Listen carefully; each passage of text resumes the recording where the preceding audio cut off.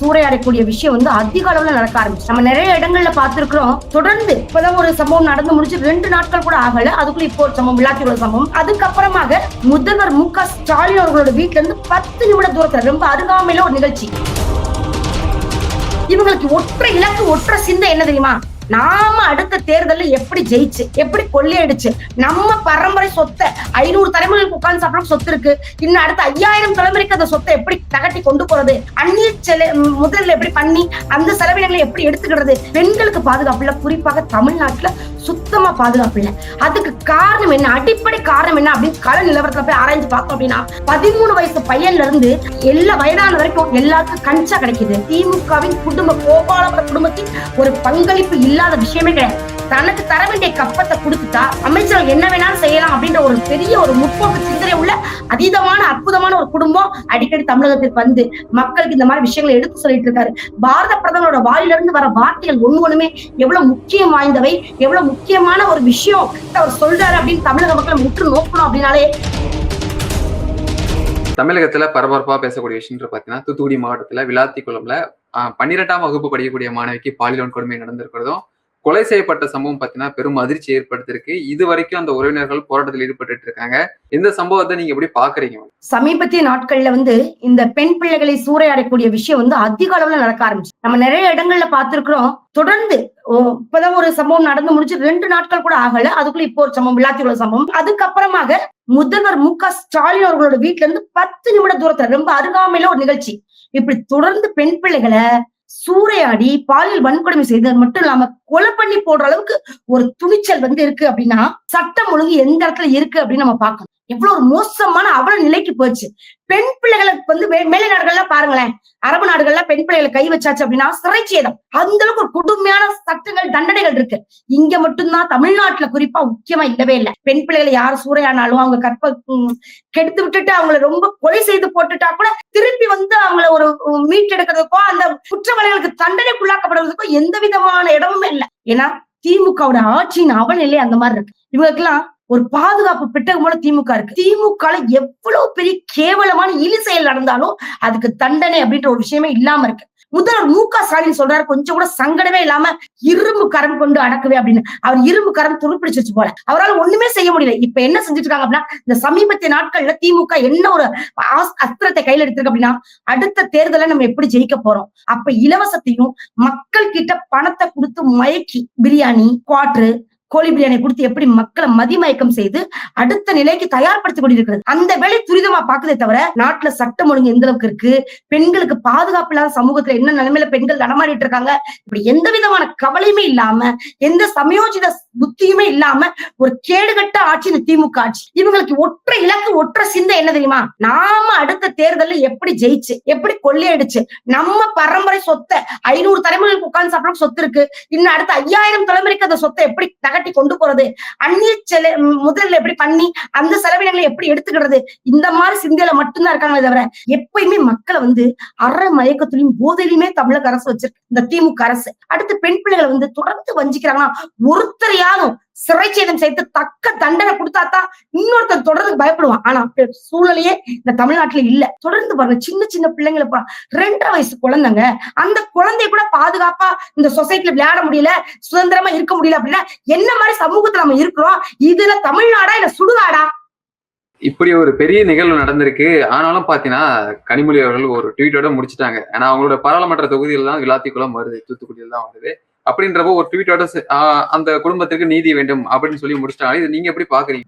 அதிமுக ஆட்சியில இல்லாட்டி பிஜேபியோட ஆட்சியில இந்த மாதிரி நிகழ்வுகள் நடந்துச்சு அப்படின்னா மணிப்பூருக்கு அக்கா மெழுகுவர்த்தி ஏத்துவாங்க, வேற ஏதாவது ஆட்சி நடந்துருச்சு அப்படின்னா மெழுகுவர்த்தி ஏத்தி அக்கா வந்து ஊர்வலம் வருவாங்க.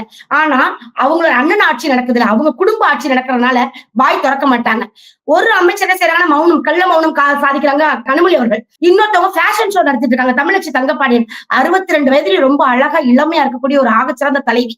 அதை அதனால அவங்க அழுக இன்னும் மெருகேற்றாங்க தவிர பெண் பிள்ளைகளுக்கு பாதுகாப்பு இல்ல. அவங்க தன்னோட கற்பு தான் அழகுன்றது உங்களுக்கு ஏன் புரியலன்னு தெரியல. மக்களோட கற்பு பாதுகாக்கப்படுது, பெண்களோட பாதுகாப்பு வந்து உறுதி செய்யப்படுது, பெண்கள் சமூகத்தை சுதந்திரமாக உலா வந்தாதான் அது அழகு அப்படின்னு அவங்களுக்கு புரியல. இவங்க அழகுன்றது சிகை அலங்காரத்திலையும் மிகட்டிலையும் மிடுக்கலையும் தான் அழகு அப்படின்னு நினைச்சிட்டு இருக்காங்க. இல்ல, நீங்க நல்லா தெரிஞ்சுக்கோங்க திருமதி கனிமொழி அவர்களே, தமிழச்சி தங்கமணி அவர்களே, கீதா ஜீவன் உட்பட அனைத்து பெண் தலைவர்கள் நிறைய இருக்கீங்கல்ல, உங்களோட எல்லாருமே திமுக உங்க அண்ணனை கொஞ்சம் உசுப்பி விட்டு உங்க சட்டம் ஒழுங்கு எப்படி இருக்குன்ற லட்சணத்தை கொஞ்சம் பாருங்க. நீங்க எப்பயுமே உங்களோட வேலையை மட்டுமே பார்த்துட்டு இருக்கீங்க. எல்லாரும் எப்ப கூடுறீங்க தெரியுமா? மத்த ஆட்சியில ஒரு அவலம் நடந்துருச்சு, ஒரு சின்ன கீழ் விழுந்துட்டா கூட அன்னைக்கு பயங்கரமா கொடி தூக்குறீங்க. உங்க ஆட்சியில தொடர்ந்து அவலங்கள் மட்டுமே இழுத்து கொண்டிருக்காங்க. தமிழக மக்கள் பெண் பிள்ளைகள் யாருமே பாதுகாப்பு உணரல. இந்த மாதிரி பெண் பிள்ளைகளா திமுக இருக்கவே கூடாது. நீங்க எல்லாம் ராஜினாமா செஞ்சுட்டு வீட்டுக்கு போயிடும். ஏன்னா வாய்வெளியே மேடையில பெண் சுதந்திரத்தை பத்தியும் ஈர வெங்காயம் பெரியார பத்தியும் பெண்களால எங்களுக்கு தான், நாங்க தான் பெண்மையை உருவாக்கணும், பெண்களை சமூகத்துல வெளிக்கொண்டு நிக்கிறாங்க அப்படின்னா அது எங்களால மட்டும்தான். பெண் கல்வி உரிமை எங்களால தான் கிடைக்கப்பட்டுச்சு, பெண்களுக்கு அனைத்து உரிமையும் எங்களால மட்டும் தான் கொடுக்கப்பட்டுச்சுன்னு சொல்ற நீங்க பெண்களுக்கு உரிய பாதுகாப்பு கொடுத்து நல்லதொரு ஆட்சி கொடுக்க முடியல. இப்படிப்பட்ட கேடுகட்ட ஒரு ஆட்சி நம்ம இருக்கோம் அப்படின்றத நீங்க ஒவ்வொரு நாளும் உறுதி செஞ்சுட்டு இருக்கீங்க. கனிமொழி வந்து ஒரு சொட்டு மது இல்லாத தமிழகம் கொண்டு வரும் நாங்க கொண்டு வரல. பெண்களுக்கு வந்து உயர்ந்த பாதுகாப்பு எங்கன்னா ஆட்சியில இருக்கும் அப்படின்னாங்க, கொடுக்க முடியல. இவங்க எல்லாம் வந்து மேடைக்கு ஒரு பேச்சும் விஷயத்துக்கு வரும்போது, அதாவது களத்துல நிக்கும் போது இவங்களோட முகம் வந்து வேற மாதிரி இருக்கு. இவங்க எல்லாம் பசுந்தோல் போர்த்திய புலிகள். நம்ம ஒரு பெண்ணாக சொல்லுங்க, தினந்தோறும் பாத்தீங்கன்னா பாலியல் கொடுமைன்றது செய்தியில வந்துட்டு வந்த வண்ணமாவே இருக்குது. அப்படி இருக்கும்போது இங்க பாதுகாப்பு இருக்கா இல்லையா, எப்படி நீங்க உணர்றீங்க மேடம்? 100% தமிழ்நாட்டுல பாதுகாப்பு இல்லைங்க. இது பாரத நாடுங்க. அன்னைய கொண்டது நதிகளா இருக்கட்டும், ஆறுகளாக இருக்கட்டும், எல்லாமே வந்து பூமி வந்து பாரத தாய்ன்னு சொல்லக்கூடிய நம்ம நாட்டுல பெண்களுக்கு பாதுகாப்பு இல்ல. குறிப்பாக தமிழ்நாட்டுல சுத்தமா பாதுகாப்பு இல்ல. அதுக்கு காரணம் என்ன, அடிப்படை காரணம் என்ன அப்படின்னு கள நிலவரத்துல போய் ஆராய்ஞ்சு பார்த்தோம் அப்படின்னா 13 வயசு பையன்ல இருந்து எல்லா வயதான வரைக்கும் எல்லாருக்கும் கஞ்சா கிடைக்குது, நல்ல சாராயம் கிடைக்குது. ரொம்ப லெகுவான விஷயத்த என்ன அப்படின்னா, அடிப்படையில 10 ரூபாய் பாக்கெட் மணில இருந்து கூட பிள்ளைங்களுக்கு பசங்களுக்கு சாப்பிடுறதுக்கு போதை பொருள் கிடைக்கிற, போதை வஸ்துக்கள் கிடைக்கிறது சுலபமா சந்தையில புழங்கப்படுறது அதுக்கு முக்கிய காரணம். தண்ணீரை மறந்து தான் என்ன செய்யறோன்ற தெரியாம செய்யக்கூடிய தவறால கஞ்சாவால ஏற்படக்கூடிய அவல நிலை தொடர்ந்து பெண் பிள்ளைகளுக்கு வந்து சீரழிஞ்சு அவங்களை கொலை செய்யக்கூடிய துணிஞ்சு கொலை செய்யறாங்க அப்படின்னா எந்த அளவுக்கு அவங்களுக்கு துணிதல் இருக்கும். அந்த துணிதலுக்கு காரணம் என்ன, அடிப்படை விஷயம் என்ன? திமுக ஆட்சி தொடர்ந்து இருந்துச்சு அப்படின்னா பெண்கள் இன்னும் நம்ம அவல நிலைக்கு தள்ளப்பட்டுருவோம். நம் வீட்டு பெண் பிள்ளைகளையும் நம் வீட்டு கலாச்சாரத்தையும் நம்மளால காப்பாற்றவே முடியாது. இன்னும் நம்ம வந்து கற்ப சூறையாடுறதும் உயிரை பலி கொடுத்துட்டும் போகணுமே தவிர, திமுக என்னைக்கு ஆட்சியில இருந்து அகற்றப்படுதோ, வீட்டுக்கு என்னைக்கு அனுப்பப்படுதோ அன்னைக்குதான் பெண் பிள்ளைகள் சுதந்திரமாக தமிழ்நாட்டில் உலா வர முடியும். இல்லைன்னா நம்ம இன்னும் வந்து ஒரு மோசமான நிலைமைக்கு தள்ளப்பட்டு சமூகம் சீரழிவை சந்திக்கும்ன்றதுல எல்லளவும் மாற்றம் இல்லை. நேற்றைய தினம் பிரதமர் மோடி அவர்கள் வந்து தமிழகம் வந்திருந்தார். திருச்சி என்டிஏ பொதுக்கூட்டத்துல பேசும்போது பாத்தீங்கன்னா திமுகவோட ஊழல் வந்துட்டு குறிப்பிட்டு பேசியிருந்தாரு. விஞ்ஞான லெவல்ல வந்துட்டு ஊழல் பண்ணிட்டு இருக்காங்க அப்படின்னு சொல்லிட்டு இருக்காங்க. அதனால இங்க நடவடிக்கை இல்லை அப்படின்ற ஒரு கேள்வி இருக்கு இல்லையா? பிரதமர் பேசுறது நீங்க எப்படி பாக்குறீங்க? பிரதமர் மோடிஜிக்கு எவ்வளவு அழகா தெரிஞ்சிருக்குன்னு பாத்தீங்களா? அவருக்கு அவ்வளவு விஷயங்கள் தெரிஞ்சிருக்கு. தமிழ்நாட்டுல வந்து அவர் டெல்லியில இருந்தா கூட அவர் இங்க அதிகமான விஷயங்கள் தெரிஞ்சிருக்காரு. திமுக அரசு எந்த மாதிரி ஒரு ஆட்சியை கொடுக்குறாங்க அப்படின்னு. நதிகள் எல்லாமே ஒன்னா சேர்ந்து கடல்ல எப்படி சங்கமிக்குதோ அது போல ஒட்டுமொத்த ஊழல் பணமும் திமுக குடும்பத்துல போய் சங்கமிக்குது. எல்லா துறையும் எடுத்துக்கிறாங்க. அனைத்து துறைகளிலுமே திமுகவின் கோபாலபுர குடும்பத்தின் ஒரு பங்களிப்பு இல்லாத விஷயமே கிடையாது. தனக்கு தர வேண்டிய கப்பத்தை கொடுத்துட்டா அமைச்சர்கள் என்ன வேணாலும் செய்யலாம் அப்படின்ற ஒரு பெரிய ஒரு முற்போக்கு சிந்தனை உள்ள அதீதமான அற்புதமான ஒரு குடும்பம் திமுக குடும்பம், கோபாலபுர குடும்பம். இவங்களுக்கு என்ன மாதிரி ஒரு மனநிலை பாருங்க. விஞ்ஞான ஊழல் உறுதியா செய்றாங்க. சர்க்காரியா கமிஷன்ல ஆரம்பிச்சு இன்னைக்கு வரைக்கும் அத்தனையுமே விஞ்ஞான ஊழல். என்ன சொல்றாங்க, சர்க்கரை எங்கன்னு கேட்டா எறும்பு தின்றுச்சு, சாக்கு எங்கன்னு கேட்டா கரையான் தின்றுச்சு அப்படின்னு சொல்லக்கூடிய கேடுகட்ட ஒரு ஆட்சி தான் அவங்க ஆட்சி. இப்படிப்பட்ட ஆட்கள்லாம் இன்னும் எந்த எல்லைக்கும் தன்னோட விஞ்ஞான ஊழலை கொண்டு போவாங்க, அதுல மாற்றுக்கிறது இல்ல. இவங்களுக்கு வந்து அதீதமான வருமானம் எந்த இடத்துல இருக்கு அப்படின்னா திரைப்படத்துறையில இவங்க எடுத்திருக்காங்க, சாராயத்துறையில எடுத்திருக்காங்க. இப்படி இப்போ ஒரு புதுசா ஒரு விஷயத்தை எடுத்துட்டு இருக்காங்கல்ல, கிருத்திகா உதயநிதி அவர்கள் திரைப்படத்துறையில என்ன வந்தாலும் அது எனக்கு வர கமிஷனை கொடுத்துரும் சொல்லி அந்த இலாக்காவை அந்த அம்மையார் எடுத்திருக்காங்க, உதயநிதியோட மனைவி. இப்படி ஒவ்வொரு துறையுமே இவங்க கப்பம் கட்டி இவங்களுக்கு பங்கு போகாத ஒரு துறையே இருக்க முடியல. அமைச்சர்கள் எவ்வளவு கொடுக்க முடியுமோ அவ்வளவு பெரும் பங்களிப்பு அவங்களுக்கு கொடுத்துட்டு மிச்ச பங்களிப்பு அவங்க துறைக்கு வச்சுக்கிறாங்க. இதெல்லாம் ஒரு கேடுகட்ட ஒரு ஆட்சிங்க. ஒரு குடும்பத்துக்கு கீழே 140 கோடி மக்கள் வாழக்கூடிய இந்த தாய் திரு நாட்டுல நாம தமிழ்நாட்டுல இருக்க மக்கள் அத்தனை பேருமே ஒரு குடும்பத்துக்கு கப்பம் கட்டி அதுக்கு கீழே நம்ம கட்டுப்பட்டு வாழ்றதுன்னா மன்னர் பரம்பரையாங்க. மன்னர் பரம்பரையா, மண்ணாங்கட்டி பரம்பரையா? இந்த ஒரு கேடுகட்ட ஆட்சி நமக்கு தேவைதானா? தமிழக மக்கள் நம்ம ஒவ்வொரு நாளும் ஒவ்வொருத்தரும் சிந்திச்சு இனி வரக்கூடிய நாட்கள்ல ஓட்டு போடல, வாக்கு செலுத்தல அப்படின்னா இந்த பரம்பரைக்கும் இந்த திமுக குடும்பத்திற்கும் கொத்தடிமையாக பெண் பிள்ளைகளை சூறையாடக்கூடிய கேவலமான ஒரு பாதுகாப்பு இல்லாத ஆட்சியும் நம்ம பெற்றுட்டோம். நாம பெற்று நம்மளோட வாழ்வியை சிதைச்சு நம்ம இங்க வாழவே தகுதி இல்லாத ஒரு மாநிலமாக தமிழ்நாடு ஆயிரும். தமிழக மக்களின் அனைத்து பணமையும் பாத்தீங்கன்னா முதல் குடும்பத்துக்கு தான் போய் சேருது, அதாவது ஒரு குடும்பத்துக்கு தான் போய் சேருகிறது அப்படின்னு சொல்லி முதலமைச்சர் ஸ்டாலின் குடும்பத்தை விமர்சிச்சு பேசினாரு. இதை எப்படி பாக்குறது? உண்மைதானே சார் சொல்லியிருக்காரு. அப்ப நாட்டின் பாரத பிரதமர் அத்தனை மாநிலங்கள் இருந்தா கூட தமிழ்நாட்டை எந்த அளவுக்கு உற்று நோக்கி பார்த்துட்டு இருக்காருன்றத இதுல இருந்து தெளிவுபடுது. அவருக்கு எவ்வளவு அழகா புரிஞ்சிருக்கு பாருங்க.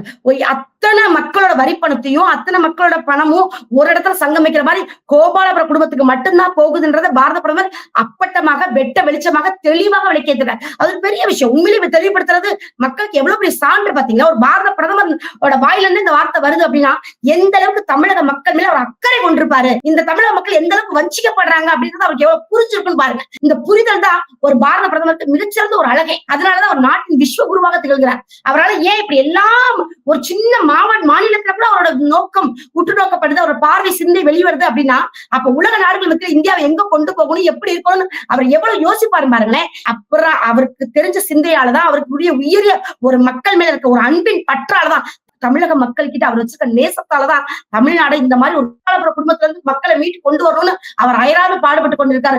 அடிக்கடி தமிழகத்திற்கு வந்து மக்களுக்கு இந்த மாதிரி விஷயங்களை எடுத்து சொல்லிட்டு இருக்காரு. பாரத பிரதமரோட வாயில இருந்து வர வார்த்தைகள் ஒண்ணுமே எவ்வளவு முக்கியம் வாய்ந்தவை, எவ்வளவு முக்கியமான ஒரு விஷயம் அவர் சொல்றாரு அப்படின்னு தமிழக மக்களை முற்று நோக்கணும் அப்படின்னாலே விஷயங்கள் நிறைய புரிஞ்சிடும். திமுக அரசை வீட்டுக்கு அனுப்புறதுக்கு வெகு சீக்கிரமான காலம் வந்துருச்சு. தமிழகத்துல ஊழல், இந்த குற்ற சம்பவங்கள் எதை வந்துட்டு குறிப்பிட்டு பிரதமர் நேற்று பேசியிருந்தாலும் பாத்தீங்கன்னா இந்த வரக்கூடிய ஆட்சி மாற்றம் வந்துட்டு ஏற்படுறதுக்கான வாய்ப்பு இருக்கா? ஏன்னா கிட்டத்தட்ட வரலாற்றுல 28 கட்சிகளோட வந்து கூட்டணி அமைச்சிருக்காங்க.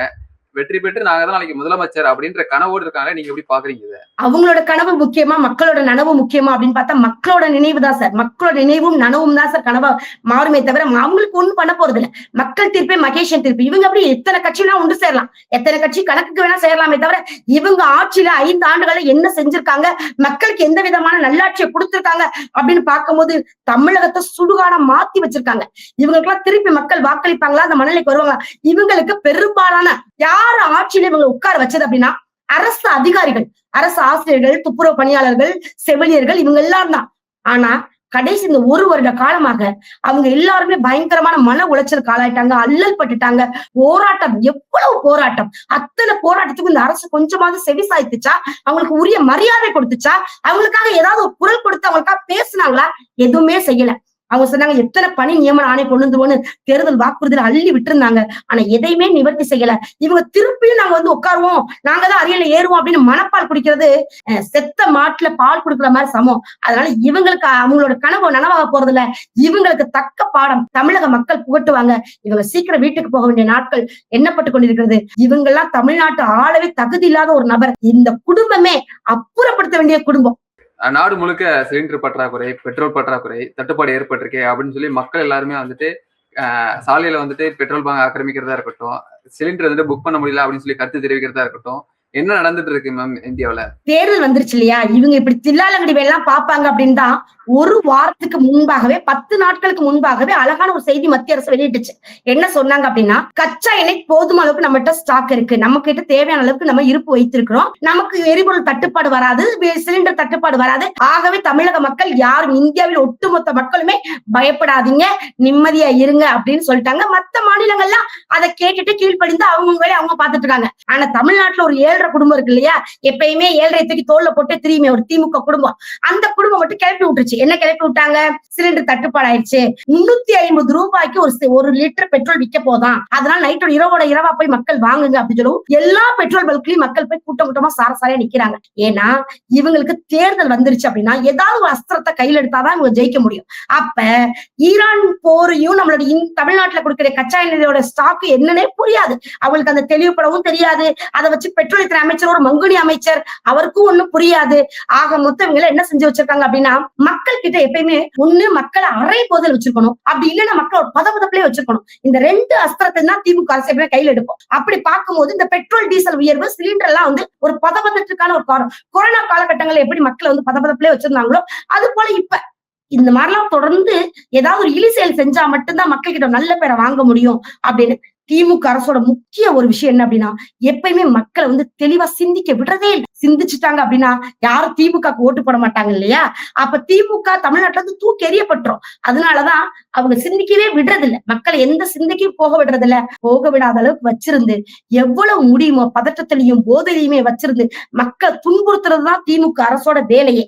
கச்சா எண்ணெய் போதுமான அளவுக்கு நமக்கு இருக்கு, பெட்ரோல் டீசல் விலை உயராது, சிலிண்டர் விலை உயராதுன்னு மத்திய அரசு தெளிவாக 10 நாட்களுக்கு முன்பாகவே நமக்கு அறிக்கை கொடுத்தாச்சுன்னா அவங்க செய்வாங்க. அதை தெளிவா யோசிச்சுதான் சொல்லியிருப்பாங்க. இந்த சிந்தையெல்லாம் கிடையாது. எப்பயுமே தமிழக மக்களை இந்த மாதிரி ஒரு பதட்ட சொல்ல வைக்கக்கூடிய திமுக அரசின் கபட நாடகம் தான் இது. இன்னைக்கு கூட நாடாளுமன்றத்துல பாத்தீங்கன்னா தமிழக எம்பிகள் எல்லாருமே மோடிஜி எங்க எல்பிஜி கேஸ் அப்படின்னு சொல்லிட்டு பதாகைலாம் அஞ்சு ஒரு ஆர்ப்பாட்டத்தெல்லாம் பண்ணிட்டு இருந்தாங்க, பாத்திருப்பீங்க. எப்படி பாக்குறீங்க இந்த நிகழ்வுகள்லாம் மத்திய அரசுக்கு எதிராக பண்ணிட்டு இருக்கிறத?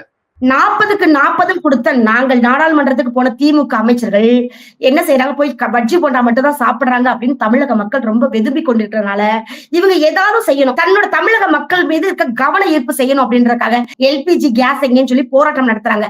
ஆனா அங்க ஒருமே செய்ய வேண்டிய அவசியமே இல்ல. இவங்களா தொகுதி மக்கள் மேம்படுறதுக்கு, தொகுதி மக்களோட பிரச்சனை எடுத்துட்டு போறதுக்கு துப்பு இல்ல. கவன ஈர்ப்பத்தை ஏற்படுத்துறதுக்கும் நம் பொழுது போகணும்ல, அவங்களுக்கு போய் எவ்வளவு நேரம் தான் சும்மா உட்கார்ந்து இருக்க முடியும். அதனால மோடிஜியை பத்தி ஏதாவது பேசினா மட்டும் தான் பெரிய ஆளாக முடியும், தன்னோட கட்சி பெரிய ஆளுன்னு சொல்லி நிரூபிக்க முடியும் அப்படின்றதுக்காக ஒரு சின்ன சலசலப்பை உருவாக்குறதா இந்த விஷயமே தவிர அவங்களால ஒரு ஆணியும் புடுங்க முடியாது. இவங்க 40க்கு 40 போய் உட்கார்ந்து இருந்துட்டு இந்த பாராளுமன்றத்துல பெஞ்ச தேய்ச்சிட்டு வர்றாங்களே தவிர இவங்களால தொகுதி மக்களுக்கு தன்னக்கார எதுவுமே செய்ய முடியாது. தன்னிலை மறந்து மக்கள் வந்து இவங்களுக்கு வாக்களிச்சுட்டாங்க அப்படின்ற ஒரு புலாயுதத்துல இவங்களா பூரிப்படைகிறாங்க தவிர இவங்களா தேவைப்படாத ஆணிகள், இவங்களா பார்லிமெண்ட்டுக்கு தேவையில்லாத ஆணியும் கூட, கலைந்தெடுக்கப்பட வேண்டிய ஆணிகளும் கூட. இவங்களா திமுகவின் கொத்தடிமைகள்.